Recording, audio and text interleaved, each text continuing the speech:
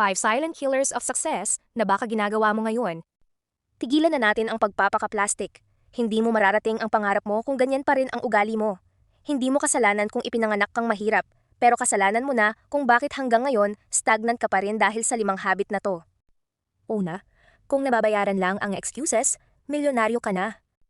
Diyan nagsisimula ang pagkabigo mo sa gusto ko sana, kaso ang daling sabihin na gusto mong umasenso, pero ang tanong, kailan ka ba talaga magsisimula? Ang tagumpay ay para sa mga taong kumikilos, hindi para sa mga taong magaling lang mag-drawing ng plano. Pangalawa, takot sa marites at opinyon ng iba. Tahinto ang buhay mo kasi masyado kang nakikinig sa bulong ng mga taong wala namang ambag sa pangarap mo. Mas mahalaga pa ba sa'yo ang mukha mo kaysa sa bulsa mo? Tandaan mo, kapag nagutom ka o nagkasakit ang pamilya mo, walang pakialam ang opinyon ng ibang tao. Pangatlo, bukas na lang. The ultimate scam.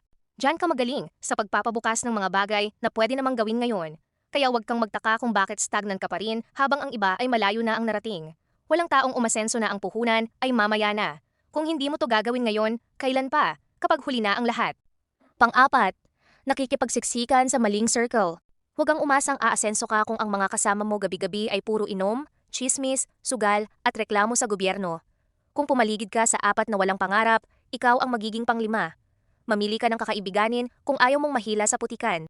Pang-5, umaasa sa motivation imbes na disiplina. Ang motivation ay parang emosyon. Lilipas din yan. Kung kikilos ka lang kapag gusto mo o kapag inspired ka, asahan mong walang mangyayari sa'yo. Ang tunay na tagumpay ay nabubuo sa paggawa ng dapat gawin kahit tinatamad ka at walang-wala kang gana.